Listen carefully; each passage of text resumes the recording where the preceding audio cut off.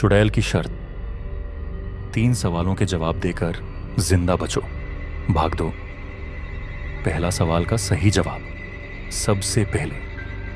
Part 1 को देखना ना भूले।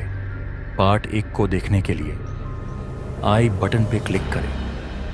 रात की स्याही में डूबा आसमान, चांद की मंद रोशनी और गहरी खामोशी, यही वो माहौल था जिसमें मेरी यात्रा की अगली कड़ी आरंभ हुई।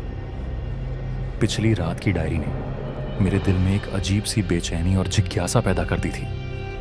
पहले सवाल के शब्द, क्या तुम जानते हो मेरे दर्द का मूल क्या है, मेरे मन में अनगिनत उलझे प्रश्न छोड़ गए थे।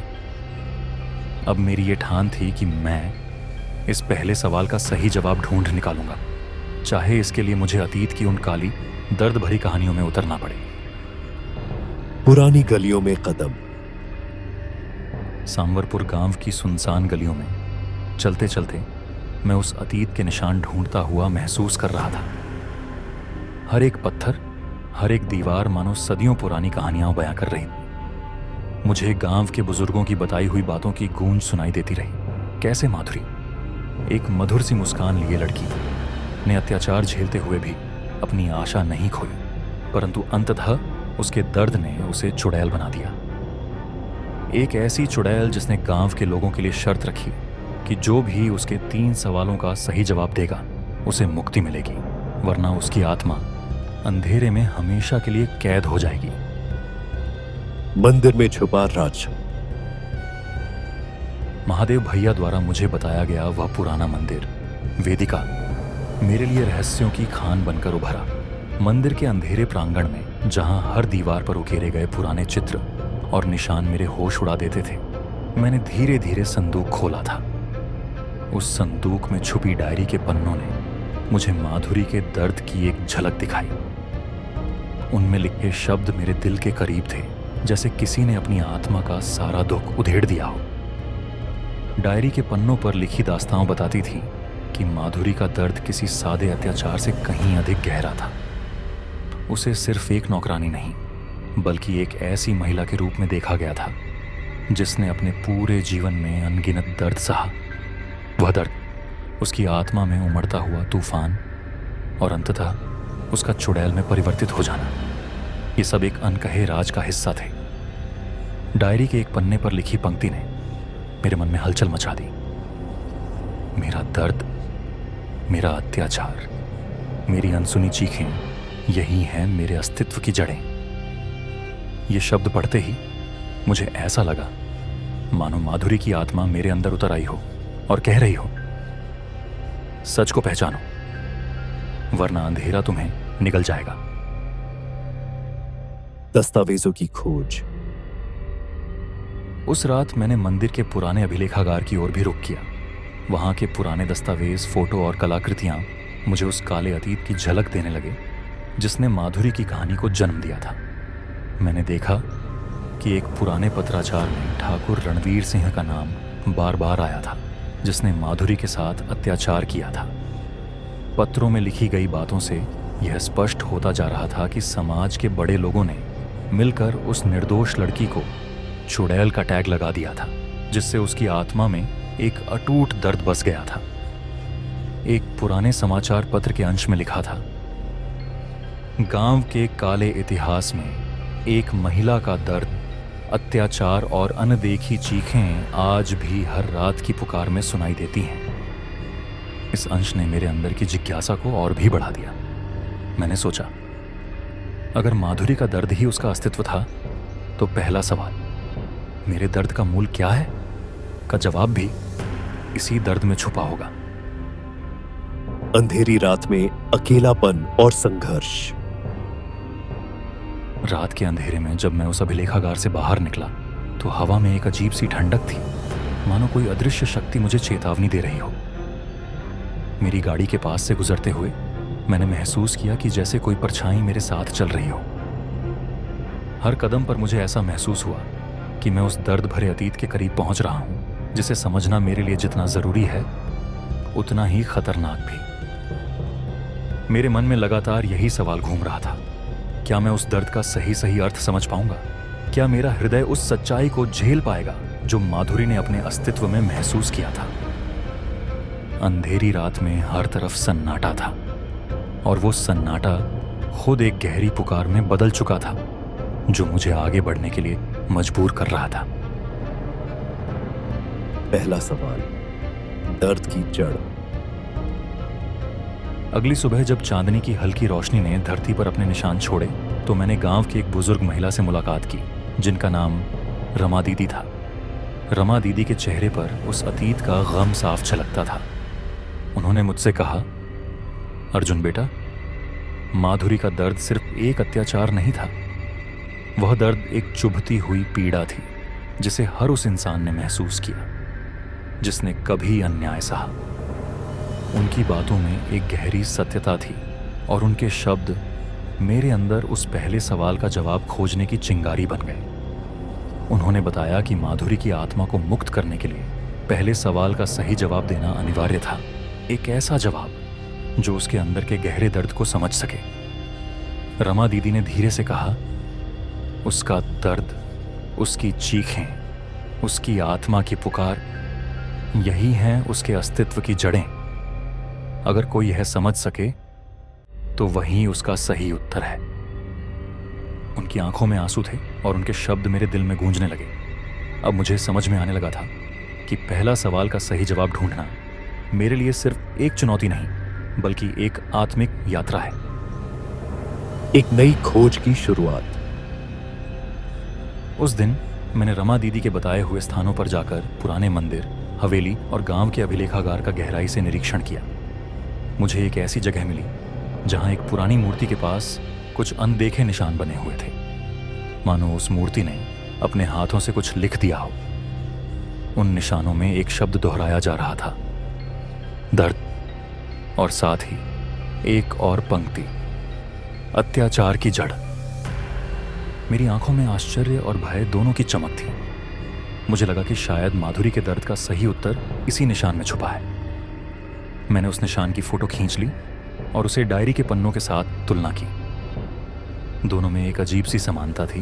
दोनों में वही गहरा दर्द, वही क्रोध और वही अनसुना अफसाना। रात का एक और अंधेरा मोड़। जैसे ही शाम हुई, गांव में फिर से अंधेरा गहराने लगा।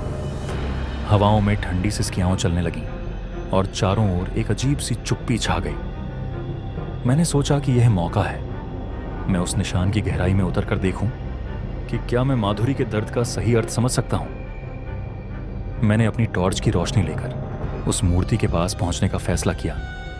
जैसे ही मैंने नजदीक जाकर देखा, मुझे महसूस हुआ कि उस मूर्ति के पास एक हल्की सी आवाज भी थी जो धीरे धीरे मेरे कानों में घुलने लगी।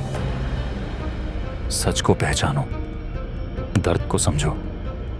यह आवाज किसी आत्मा की तरह लग रही थी, मानो माधुरी की ही पुकार हो। मेरी धड़कनें तेज हो गईं और मेरे अंदर एक अजीब सी जिज्ञासा और डर दोनों का संगम हुआ। मैंने गहराई से उस निशान को देखा। उसकी हर एक रेखा, हर एक गहराई में मुझे एक अजीब सी कहानी सुनाई दी। मेरे होश में एक पल के लिए अतीत के दृश्य झलकने लगे। माधुरी की हंसी, उसकी आंखों में छुपे दर्द, उसके चेहरे पर झलकते अत्याचार के निशान। मैंने अपनी आंखें बंद की और गहरी सांस ली। मुझे यकीन हो गया था कि पहला सवाल का सही जवाब वही है। माधुरी का दर्द, उसका अत्याचार और उसकी अनसुनी चीखें जो उसके अस्तित्व की जड़ें हैं। पहला जवाब, एक दर्द भरी सच्चाई। जब मैंने आंखें खोलीं तो मेरी डायरी के पन्नों पर एक नया पन्ना उभर आया। उस पन्ने पर लिखा था, पहला जवाब, उस दर्द में छुपी है वह पीड़ा जो किसी भी इंसान को झकझोर दे, और वही दर्द माधुरी के अत्याचार की जड़ है। मेरे मन में गहराई से इस सच्चाई ने अपने पैरों जमा लिए, लेकिन एक सवाल अभी भी बना रहा। यह सच्चाई कैसे सबूत के रूप में सामने लाई जा सकती है? क्या मेरे पास वो सबूत है जो साबित कर सके कि माधुरी का दर्द, उसका अत्याचार वही है जिसने उसे चुड़ैल में बदल दिया? आगे की राह की ओर इशारा। उस रात जब मैं मंदिर के बाहर अकेला बैठा था तो हवा में एक हल्की सी पुकार सुनाई दी। अर्जुन, खोज जारी रख, क्योंकि सच्चाई अंधेरे में ही उजागर होती है। मेरी आंखों में आंसू थे, पर साथ ही मेरे अंदर एक अटूट साहस भी था। मुझे अब यकीन हो चुका था कि मुझे अगली सुबह गांव के पुराने अभिलेखों में और गहराई से तलाश करनी होगी। शायद मेरे पास वह कड़ी हो जो माधुरी के दर्द को सबूत में बदल सके। दोस्तों, यह भाग अब समाप्त होता है, पर यह कहानी अभी भी अधूरी है। मेरा पहला सवाल का सही जवाब ढूंढना मेरी इस यात्रा का मुख्य उद्देश्य है, और अगली कड़ी में मैं आपको बताऊंगा कि कैसे मैंने गांव के एक और बुजुर्ग से मुलाकात की जिन्होंने उस दर्द की असली गहराई बताई, वह गहराई जो मेरी दुनिया ही बदल देगी। अगर आपको यह कहानी रोमांचक, रहस्यमयी और दिल दहला देने वाली लगी हो तो कृपया हमारे चैनल को सब्सक्राइब करें और नोटिफिकेशन बेल दबाएं, ताकि आप चुड़ैल की शर्त की अगली कड़ी मिस ना करें। क्या आप तैयार हैं अर्जुन के साथ इस अंधेरी राह पर आगे बढ़ने के लिए? अगली बार हम जानेंगे कैसे उस दर्द की गहराई में छुपा हुआ सच्चा जवाब हमारी जिंदगी बदल देगा। दर्द की गहराई। जब चांदनी की हल्की रोशनी मंदिर के प्राचीन दीवारों पर पड़ रही, मेरे दिल में गहराई से उठता हुआ सवाल अब भी मेरे भीतर गूंज रहा था। क्या माधुरी का असली दर्द, उसका अत्याचार ही उसका अस्तित्व था? पिछले भाग में मैंने डायरी में छुपे उस सच्चाई के अंश पढ़े थे जिन्होंने मेरे मन के दरवाजों को धीरे धीरे खोलना शुरू कर दिया था। अब मेरी ये ठान थी कि मैं उस दर्द की गहराई में उतरकर हर एक सबूत को खोजूंगा, ताकि पहला सवाल का सही जवाब सामने आ सके। सुबह की पहली किरणों में एक नई खोज की शुरुआत। अगली सुबह जैसे ही सूरज की पहली किरणें धरती पर पड़ने लगीं, मैं गांव के उस अजीब माहौल से जुदा होकर बाहर निकला। सांवरपुर की गलियों में अब भी एक पुरानी कहानी बसी हुई थी, एक कहानी जो हर बूढ़े के चेहरे पर झलकती थी। मैंने गांव के एक और बुजुर्ग से मिलने का निश्चय किया, जिनका नाम सरदार लालचंद था।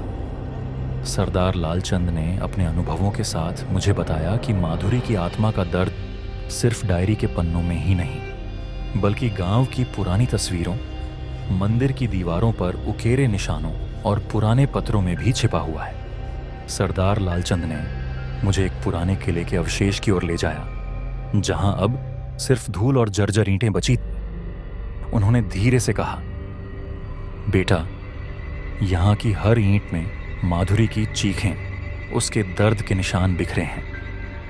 ये किला उस समय का साक्षी है जब उसके साथ अन्याय हुआ था।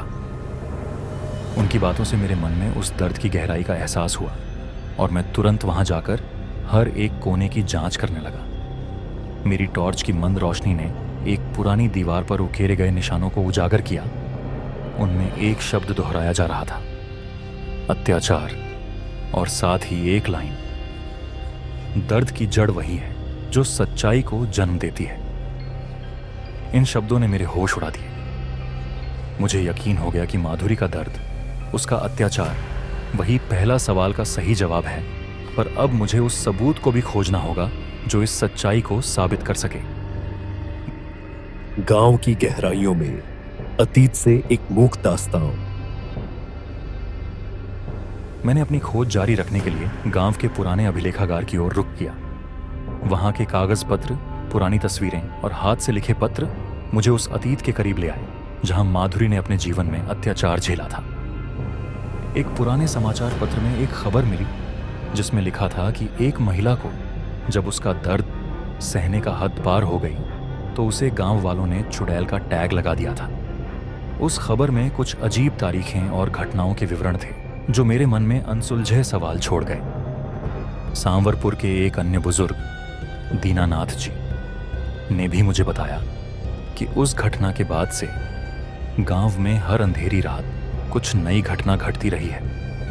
उन्होंने कहा, जब भी अंधेरी रात होती है तो ऐसा लगता है कि माधुरी की आत्मा अपने दर्द की पुकार लेकर आती है। वह 3 सवाल पूछती है।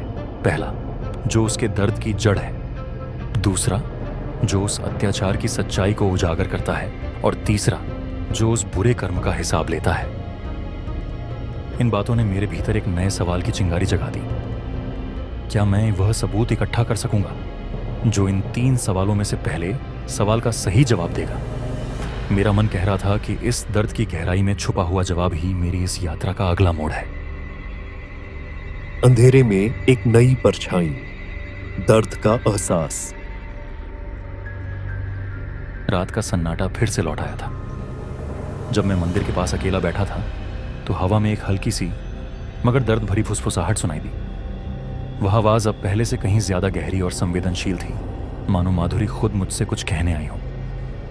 मेरी आंखें बंद हुईं और मैंने महसूस किया कि मेरे अंदर एक अनजाना सा दर्द उमड़ रहा है। वह दर्द जिसने उस डायरी के पन्नों पर अपनी छाप छोड़ी थी, अब मेरे अंदर भी जगह बना रहा था।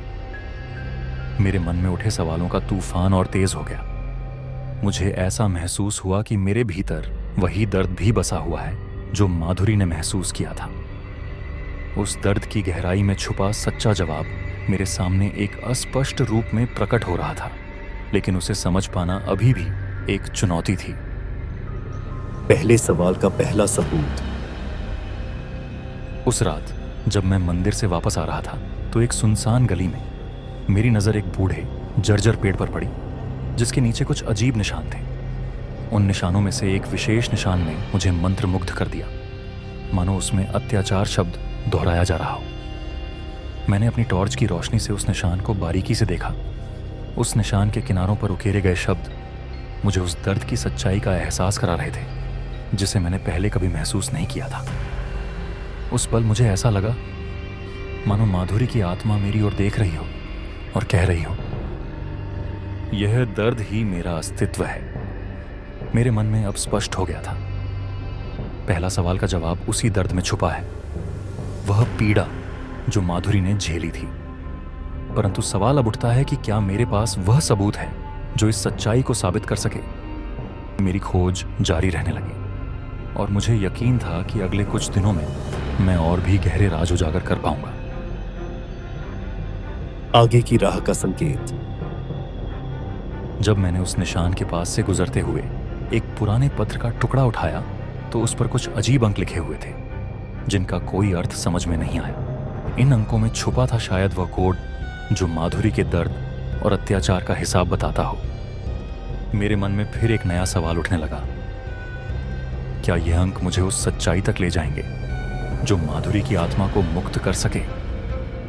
यह सोचते हुए मेरे अंदर की जिज्ञासा और भी बढ़ गई। मुझे अब यकीन हो चुका था कि इस पहले सवाल का सही जवाब ढूंढने के लिए मुझे गांव के हर पुराने दस्तावेज, हर दीवार पर उकेरे निशान और हर बुजुर्ग की कहानियों का सहारा लेना होगा।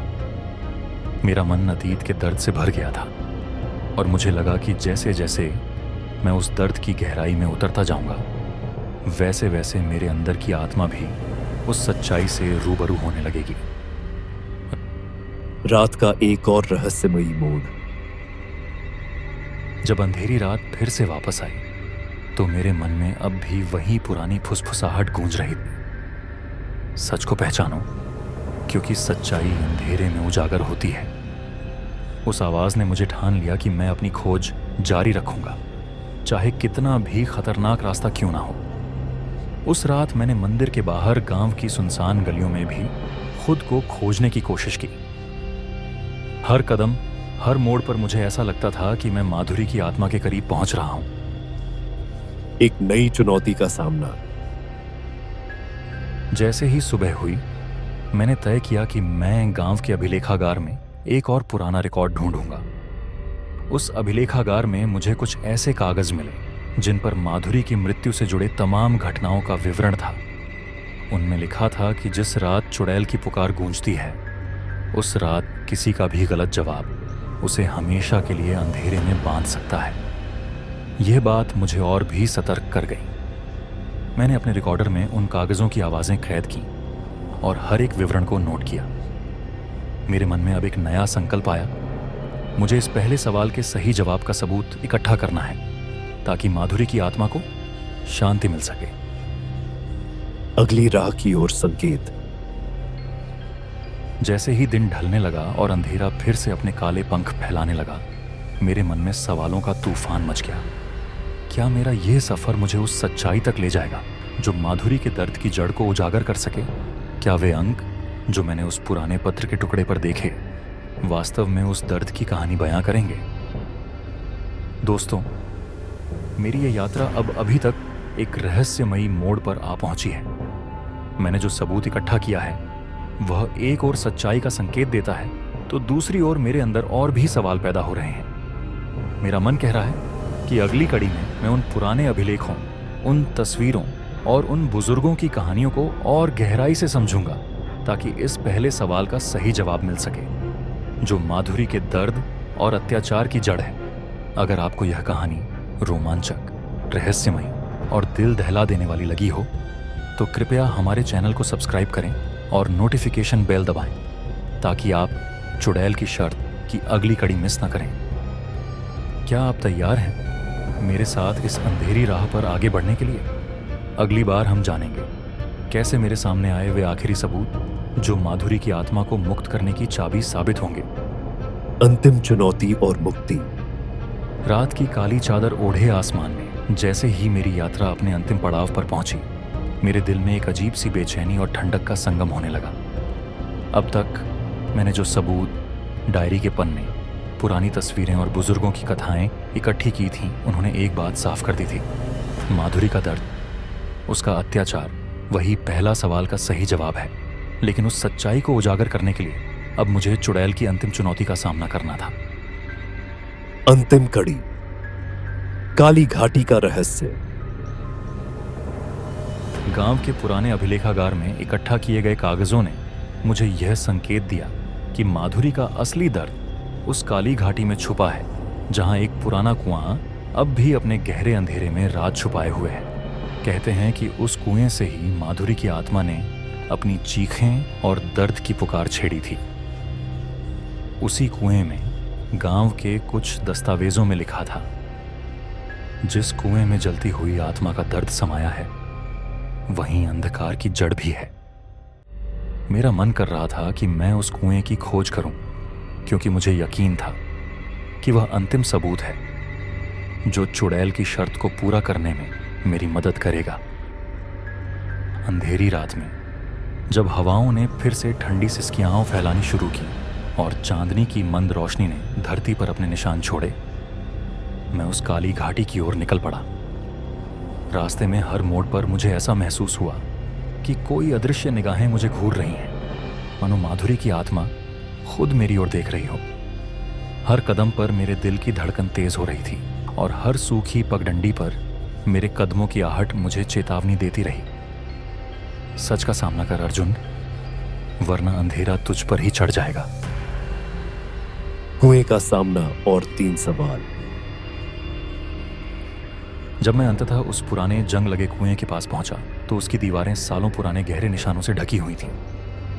कुएं के किनारे बैठी मिट्टी पर अजीब उकेरे गए शब्द और अंक मुझे उस अनसुनी कहानी का एहसास करा रहे थे जिसने माधुरी के दर्द को जन्म दिया था।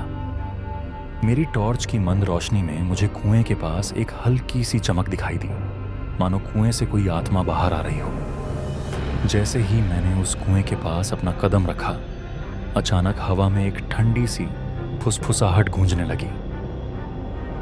अर्जुन, अब वक्त आ गया है 3 सवाल पूछने का, जिनके जवाब देने पर ही तू जिंदा बच सकेगा। मेरे होश में एक पल के लिए शौक की लहर दौड़ गई। मेरी आंखें खुली की खुली रह गईं। यह वही चुड़ैल की पुकार थी जिसने कहा था कि जो भी इन 3 सवालों के सही जवाब देगा उसे मुक्ति मिलेगी, पर जो चूक जाएगा उसका अंजाम अंधकार ही होगा। तभी कुएं के अंदर से एक धुंधली छाया उभर आई। उसकी आंखों में गहरा दर्द था, मगर साथ ही एक अजीब सी ठंडक भी थी। उसकी आवाज में सुई की नोक जैसी तीखी ठंडक थी। पहला सवाल, मेरे दर्द का मूल क्या है? उस सवाल ने मेरे मन में हलचल मचा दी। मैंने अपने आप से कहा, यह वही दर्द है जो माधुरी ने सहा था, वह पीड़ा जो उसके अत्याचार की जड़ थी। पर क्या इतना ही काफी था?